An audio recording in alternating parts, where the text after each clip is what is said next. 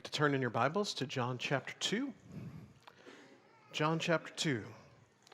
And we'll be jumping through a pretty good chunk of John today. Chapter 2, I'm trying to think, 4, 5, 6, 11, and I think that's 9 and 11. So we'll hit several things along the way. And if you're curious, I've mentioned to you before that sermon titles are one of my least favorite things in the world to come up with. This, in the time I have been here at Southwest, is my most frequently used sermon title. Signs. I had no idea. I have software that when I put the title in, I put it in there, and if I've used one before, it'll put in parentheses the number after it of which one this is. This is signs number 3 for me. But I did find out, looking back, because I was curious at the other two, neither of the other two were about what we're talking about today. So apparently I just like the title, so that's a bonus for you. You don't have to do anything with that. It's free. But signs are something that we see a lot through the book of John. We talked about last time, these 7 I am statements that Jesus makes. And if you're a student of the Bible or have been around church long enough, you know that when you run into 7s and 40s and 12s and things like that in Scripture, they are kind of important numbers. They usually connote something like completeness or something along those lines, something that we pay close attention to. And in the book of John, there are the 7 I ams we talked about last time, and there are also 7 signs or miracles, if we want to think of it in those terms, that Jesus does. Now, we could get in an argument about whether there are more than 7. I think there are probably some other things that are pointed to, but there are 7 that are kind of the major things that Jesus does that are miraculous things in the book of John. And to remind us, I was very tempted at the beginning of all of this John study back in December to make this the scripture reading every week. I didn't know how long it would take people to pick up on it, or if our scripture readers would get bored with it, but I thought, by the end, we'd probably all know it, which would be all right. But it's good for us to be reminded of why John is writing, and specifically why we have these signs that we're going to look at during the sermon today. So Jesus did many other signs in the presence of the disciples, which are not written in this book, but these are written, so the 7 that we look at, or others you may argue about, these are written so that you may believe that Jesus is the Christ, the Son of God, and that by believing you may have life in His name. So we have these signs, and I think the same reason Jesus did the signs initially for people. Yes, they did good things in the lives of people, changed the lives of people, but the ultimate purpose of these signs, these miracles, was so that people would believe. And then by that believing, and as we talked about faith a couple months ago on Sunday evenings, that belief does not just cause you to know something, it causes you to do something. And so that by believing, you will have life in His name. Now, we are so far removed from a world where we see miracles in the sense of what we see Jesus do that it's kind of hard for us to wrap our heads around. Jet and I were talking about miracles before class this morning, and he said, what would it be like if you went home today and there was suddenly a fully grown tree where there was no tree before? And I thought to myself, well, that'd be kind of weird. If you were to go home, and I think we get the concept of, there is an acorn that falls at some point if it's an oak tree, and some of the, you think of how many acorns there are. I walk in my backyard right now over to the side, and there are so many acorns, I almost begin to slip because it's like you're walking on marbles. There are all of those acorns. All of those are not going to be oak trees, or I would suddenly have a forest at my house. Some of them will take, some of them will not, and then over a very long period of time, you get an oak tree. But what if we went home today and boom, tree, there it is. This is kind of life around Jesus, where you really one day to the next didn't know what amazing, unbelievable thing was going to happen. And it all begins in a weird place in John chapter 2. So these 7 signs that we see in the Gospel of John begin with water to wine. Now, we're not going to get into the whole argument about alcohol this morning. That's not the point of the water to wine story. We're also not going to get into, I should have put the meme up here. The meme is one of my favorite things. There is a meme, if you're not familiar, a picture with some kind of thing around it, and it's a picture of a grocery store, and there is a sign like there is above the things that are on the shelves in the store, and the sign says water, and underneath it, it's all bottles of wine, and the caption says, Jesus has been here, which just made me laugh. But anyhow, Jesus turns water to wine. So they are at a wedding. And I believe we covered this story early on in our study. But Jesus and some of His disciples and His mother, they're at this wedding. And as happens sometimes in weddings, not everything goes according to plan. We're having a wedding shower today, Quaid and Amy, wherever you're at. Not everything there you are. Not everything will go according to plan. There will be something on the wedding day, most likely, that's not exactly what you thought it was going to be. For us, one of those was we had a unity candle in our wedding. Nobody does that anymore, and I understand why. But we had the unity candle, and it was this candle, and we come with our two separate candles to light the flame of our marriage or whatever. And we're going to do this thing, and we planned a song for during the unity candle, a song that was about 3.5 minutes long, and a candle that took about 6 seconds to light. And then we just stood there awkwardly looking at each other for the next 3.5 minutes, talking about, is this song ever going to end? What's going to happen? Whose idea was this? It wasn't what we thought it would be. Now, for this wedding Jesus is at, they have wine for the party, the banquet that is part of the wedding in their day and time, and somewhere along the way, somebody did not plan well, and there is not enough wine. And so in the midst of all of that, as most of us as guests at a wedding would usually just kind of look and maybe make little comments here and there, not think much of it, in the midst of that, Jesus' mother comes to him and basically says, do something about this. They're out of wine. They need help. Do something. And he seems kind of hesitant about it, says it's not his time yet, but then is going to do it out of respect for his mother and maybe helpfulness to the wedding guests and the wedding party. And his mother says to the servants, do whatever he tells you. And maybe we could almost just offer the invitation now. This is the thing we can take away here of so much of life's troubles would be avoided by just doing whatever it is that he tells us to do. So he tells them to get these big giant pots, and I've heard all kinds of descriptions about how big these pots would be, how heavy they would be, and then once you put the water in, how much heavier they would be. And somewhere between the time of filling these giant pots with water and beginning to pour out of these pots into glasses, suddenly there's wine, or whatever they drank out of. Probably not glasses at that time, but they pour into, and there is now wine. And not only is there wine, but we read that it is the best wine. It's not enough for Jesus to just kind of do good enough. Jesus does above and beyond. So there where there was nothing to begin with, and then water, now there is wine. So what we're going to look at each of these signs is what they tell us about Jesus, who he is, what we can learn beyond just believing in him, what we can see about Jesus. And there's a lot we can see in this miracle. I thought, we can see his power over the physical world, because you shouldn't be able to take water and then the next moment have wine. That shouldn't happen. Or we could think of his power over the quality of things, because wouldn't just wine be good enough? And yet the wine he makes is the best wine is there. But I think truly what this tells us is something that C.S. Lewis explains really well.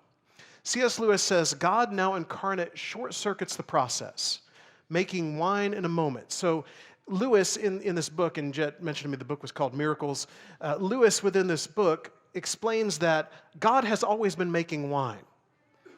Except the way he went about it was there were grapes, and then people took those grapes, and you have all these materials that get into wine, but God is the one that causes all of these processes to be able to happen, and what Jesus is doing is just speeding it up. And so the miracle consists in the shortcut, but the event to which it leads is the usual one, maybe not for you and I, but for God, and so we see within this, Jesus is divine. And this is the supposition John has at the beginning of the book, isn't it? If we go back a chapter to chapter 1, we read that he is there in the beginning. In the beginning was the Word, and the Word was with God, and the Word was God. And now in 14, the Word becomes flesh and dwelt among us. So Jesus is God, is what John explains in chapter 1. And then he shows what that looks like in chapter 2. In chapter 2, where he shows us he is God in such a sense that he is doing the thing that God would normally do.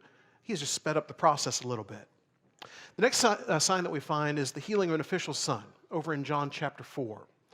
In John chapter 4, this official comes to Jesus, and his son is ill and in need of help, and he wants Jesus to come to his home and heal his son. And Jesus, instead of doing that, does something very different. It says that the official said to him, "Sir, come down before my child dies," in verse 49. And Jesus said to him, "Go, your son will live." The man believed the word that Jesus spoke to him. So kind of like we saw back in John chapter 2, or in John chapter 20 even, as we see the purpose of all of these signs, that we would believe, the man believes what Jesus says, and then he acts based on that belief. It's one thing to think that he did it, but it's another thing to walk away from the one you want to take to your house to heal your son. But he believed and went on his way, and along the way he finds out that his son is healed and is well, and he finds out that that healing happened at the moment that Jesus said that your son will be well. At that very moment. And so we learn in this story that Jesus is not bound by distance. You know, for you and I, if we were to think of someone needing to come and help and do, we would think, well, that person is at least going to need to be present to do it, aren't they? If you're in those ADA groups on Facebook, from time to time, there will be somebody that has a problem with their house or their yard or their car or whatever, and they'll be looking for help and someone that can do these things. And I'm sure all of them think somehow they're going to have to connect their house, their yard, their car, or whatever it is, with the person that's going to do the work. That's how this stuff works. And yet, when it comes to Jesus, that doesn't matter. So it's interesting that sometimes it seems like he wants to be present in the place where things are happening, which is most of the miracles we'll look at today. But here in this case, it's not necessary. And really, it's never necessary. Just Jesus decides to do it sometimes and not to sometimes. And so those times where we feel like maybe he's distant, maybe we don't feel like we're as connected to him as we want to be, know that that distance is not a barrier for him. Maybe sometimes we distance ourselves, but for him, he is able to work within our lives regardless and wants to draw us closer. So third, he heals the invalid by the pool in John chapter 5. And so there is this man who is laying out by the pool, and he wants desperately to be healed. In chapter 5, verse 2, it says, "In Jerusalem by the sheep gate, a pool in Aramaic called Bethesda, which has 5 roofed colonnades. In these lay a multitude of invalids, blind, lame, and paralyzed." So are all these folks that are out there by the pool, and they want to get to the pool to be healed. And the legend that goes that we have explained to us in some of the commentaries that come along and in just some of the side statements within the story is that from time to time these waters would be stirred up somehow. People believed it was an angel that was doing it. I've read in commentaries that some commentators think there was a spring that fed it and it just kind of had that look about it. Who knows what happened? But people believe that if you were the first one in there after this happened, you could be healed. So this guy comes to the pool with a plan for being healed. And Jesus asks him along the way, "Do you want to be well?" Which seems like such an obvious question. And yet, as Jesus asks it, it caused the man to be introspective for a moment and realize, well, yes, I do want to be well. And then we see that Jesus heals him, and we see these things happen on a Sabbath. But the interesting thing is, this man who is laying here has been an invalid for a very, very long time. And as he lays there, this is not a man who had an accident last year. This is not a man who, we don't know a whole lot about the official's son from the previous miracle, about when he became ill. But this is a man who year after year after year was in need of some kind of healing. And for many of us, we may think, once you have let something go for too long, you've kind of missed the boat on whatever that is. I went to the dentist a few weeks ago, got to learn that I need to have a root canal, which was great fun a week or so ago. And the dentist, when I come in, kind of shakes his head at me because he knows I have not been there in too long. And I know that thought of his is, if you had been here sooner, we maybe could have headed this off beforehand, could have done things to make this better before it came. For Jesus, that's not an obstacle. For Jesus, the fact that this man has likely been an invalid for a pretty good chunk of life is not an obstacle. Because for Jesus, time is not an issue. Jesus is not bound by time. So if you find yourself in a place where you feel like, I have been in this bad habit of mine, this sin problem I've had for a very, very long time, that does not matter to Jesus when it comes to changing your life. I love to hear my wife talk about her grandfather, who was her grandfather at that point, way along in life, being dragged or going willingly from time to time to church with her grandmother, and gradually things began to sink in. And as an older guy, long past qualifying for Golden Doers, he is baptized. And I think to myself, how many people in life would think, it's too late for me. I've done too much. I've gone too far. I've messed up too many times. And for Jesus, time is not an issue. And if you were thinking to yourself this morning or watching online, I haven't been in a church building in a long time or something like that, time is not an issue for him. His miracles go beyond the bounds of time. And then next we find him feeding the 5,000. Probably one of the more familiar ones to us. We've seen it in VBS and Bible school classes and all many times along the way. There's this large crowd out there, and they're in need of being fed. John describes them this way. This large crowd was following him in chapter 6 and verse 2 because they saw the signs that he was doing on the sick. And by the way, I think we have a little hint here, and we have several along the way. John records these 7 major ones while acknowledging a lot of other things were going on. And so it's not as if Jesus just did 7 miracles in life. He did lots of stuff. And people saw and heard about what he was doing, so they're following because of those signs. They want to see more of who he is and what he does. And Jesus went up on the mountain, and there he sat down with the disciples. And so he's there, and these 5,000 people are there, and we read that it's 5,000 men, and there may be some other women and children, so who knows how many people. And there is not food.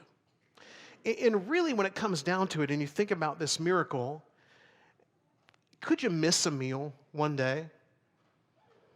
We went to the city yesterday. I had a really small breakfast, had a way too large lunch, and it got to be about 8 o'clock last night, and I thought to myself, I haven't eaten supper today. And I got a bowl of Cheez-Its, and that was supper. I'm sure there's a great health value in that, but anyhow, I thought, I could miss a supper, and it's okay. I could probably miss a few suppers, and it would be okay. These people would be okay when it comes down to it without a meal. And yet Jesus sees the need that is there. He asks his disciples, I think just so they can learn the lesson in the midst of it, who's got food? What do we got out here? And so they come up with these loaves and fish that some guy has for his lunch.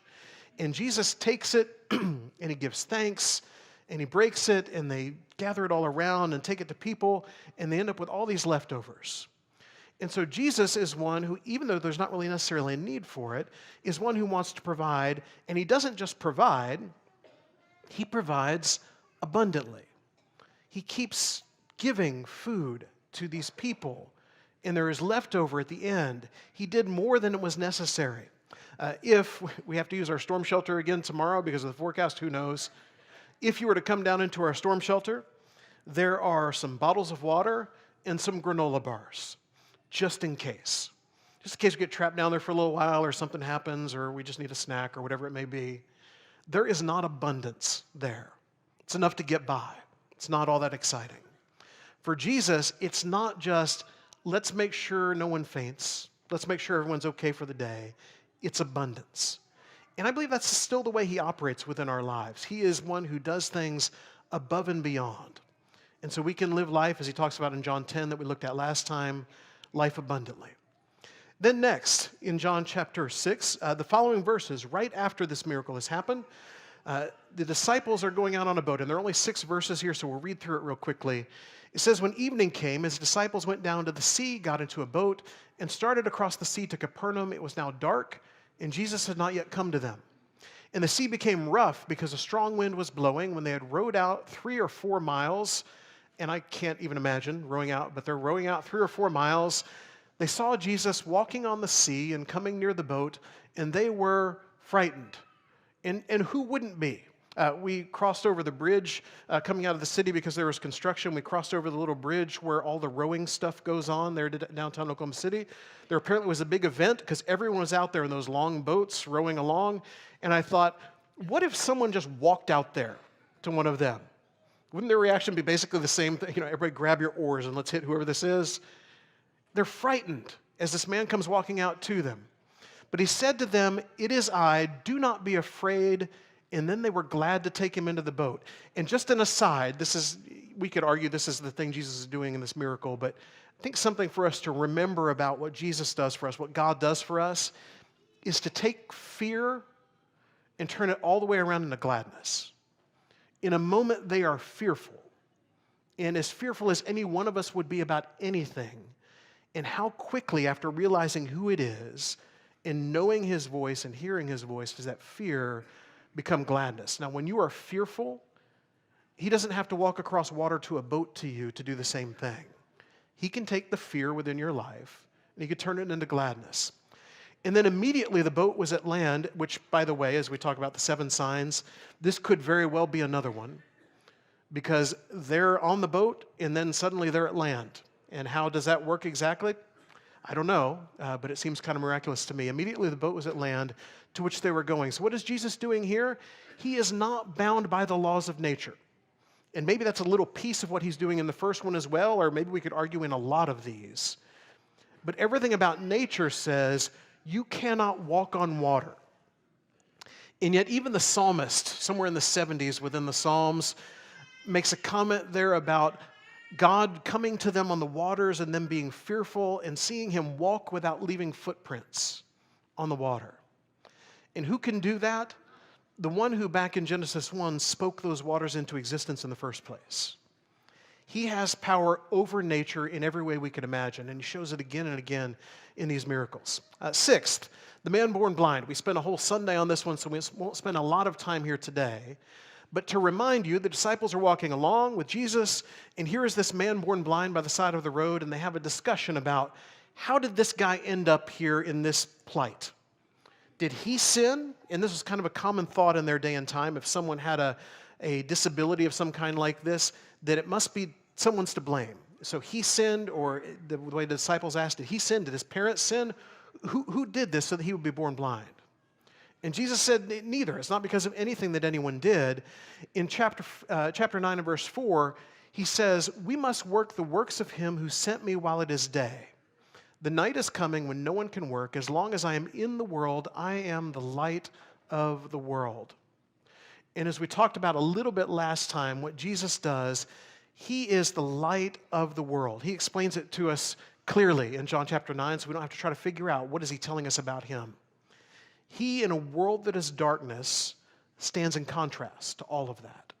He offers something so much different than what the world offers, and something that is so much better. And think about, just for a moment, and we talk about light and darkness a lot, but think about what light does for us. You know, that when there is darkness, oftentimes bad things happen there, and then when you have light, it is a place where maybe there's more safety. If you're in a place of darkness and you're trying to see your way, light is the thing that lights the path so that you can see where it is that you're supposed to be going. Light in spiritual senses, the darkness is evil and the light is good. Jesus does all of these things and more. He's the light of the world and can be the light of your life. And then last, and we could argue, by the way, that, you know, honestly, maybe the last big sign would be his resurrection in the end of the book of himself. But when we think of these 7 signs, the last of the 7 is at the death of Lazarus and the raising of Lazarus. And so Jesus and his disciples are nearby, not in the right town, but they're nearby, and they get message that Lazarus is sick. And the thought is, because Jesus heals and everyone knows that if he finds out a close family friend is ill, that he will come and help him and everything will be okay. Instead, Jesus' response is that he's not going to go yet. He's going to wait. He has more to do where he's at, and he'll go later. And in the meantime, Lazarus dies. This is not how the story is supposed to go. Because Jesus knew, Jesus could have stopped it, and yet he didn't. In John chapter 11, verses 14 and 15, as they're talking about Lazarus and what has happened, and first he starts out by telling them Lazarus is asleep, and they don't get it. And then in verse 14 of chapter 11, he says, Lazarus has died, and for your sake, I'm glad that I was not there, so that you may believe, but let us go to him. If you were Mary or Martha or another family member or friend of Lazarus, what is the worst moment within the entire story for you at this point? And isn't it when he finally breathes that last breath and he's gone? You know, if you've ever been present in that moment for someone, it is such a mixture of everything, especially if you're a Christian and that person was a Christian. There is the piece of it that is sadness and loss and all of that. There is another piece of it that is knowing that you were present in the moment where they went from your presence to God's presence. And how amazing is that? I cannot remember who it was for the life of me. I should have written it down somewhere. But I heard a story told one time about someone who was there very near death, and the family and friends had gathered around, and they were singing. I don't remember the church, it was a hymn of some kind. They were singing the song, and in the last verse that they were singing, they saw the person that had been kind of in and out of consciousness begin to mouth the words of the song, and then they saw the breath stop. And I thought to myself immediately, she finished the song in the presence of the one she was singing it to. It still gives me chills to think about it. What's the worst moment for the family of Lazarus? The moment he's gone. When you have all the what ifs in your mind of what if Jesus had been here? He could have done something about it. It didn't have to go this way. And yet, Jesus says here, not in their presence yet, but Jesus says here in verse 15, I am glad that I was not there so that you may believe. So I don't want you to stay there for long because it's an unpleasant place to be, but think of your worst moments. The moments where the sadness hit you the hardest and the despair was there. Have you ever thought about the idea that maybe God is there in the midst of that too? And I will tell you, by the way, it's not a maybe. God is there in the midst of that too. And that maybe if we could open our eyes and see in a different way, we could see what it is that Jesus wants them to see, something very different about who he is and what he's doing. So the story goes on, and I wish so many times this could be the story for all of us when loss hits, that Jesus just jumps into the picture and there's this amazing, miraculous physical thing that happens. Jesus shows up, they have all of the what ifs, why weren't you here, all of that kind of stuff. And he goes out to the tomb with them, and there at the tomb, they're not quite sure what to do. And in verse 42, he says, I knew that you always hear me, but I said this, and he's speaking to God at this point. I said this on account of the people standing around, that they may believe that you sent me. And so Jesus already understands bigger picture than what they do, that this is not even just Lazarus and his family and the disciples, it's all of these people, the mourners that have gathered around to see what's going to happen. And I've said all of this so that they can believe. And when he said these things, he cried out with a loud voice, Lazarus, come out. And the man who had died came out, his hands and feet bound with linen strips, and his face wrapped with a cloth. And Jesus said to them, unbind him and let him go. Can you imagine what that moment would have been like? As this man walks out of the tomb, still bound in all of the linen of the time, and they unbind him and they let him go. Jesus is not bound by death. And we see it here with Lazarus. We see it in his own resurrection that we talked about a few weeks back. And we can see it in our own lives with the fact that he wants us to live forever with him. As we read at the beginning, now to him who is able to do far more abundantly than all we ask or think, according to the power at work within us, to him be glory in the church and in Christ Jesus throughout all generations forever and ever. Amen. And key to all of that there is he is able. So whatever is going on in your life this morning and you think, it's too big, I've gone too far, it's gone on for too long, he is able. And whatever your best case scenario is, if you think to yourself, if everything could be just right again, this is what it would look like. Not only is he able, but as Paul says to the Ephesians, he is able to do far more abundantly than all you can ask or imagine. Whatever your best case scenario is just God getting started. He can do so much more than you can ask or imagine. If you have never come to him, you can be baptized into him, you can have new life this morning, and you can begin to live in a way that people around you don't understand, never thought possible. And yet that's what Jesus does with all of these people throughout the Gospel of John, is changes their lives. Or if you have walked away from that, you cannot go too far, you cannot have been gone too long, that he cannot reach you and bring you back, and you can come back to him this morning. If you need to come to him, come back to him. If there's something we can pray about as your church family, one of our elders and his wife will be in the back, or you can come down front here as together we stand and sing.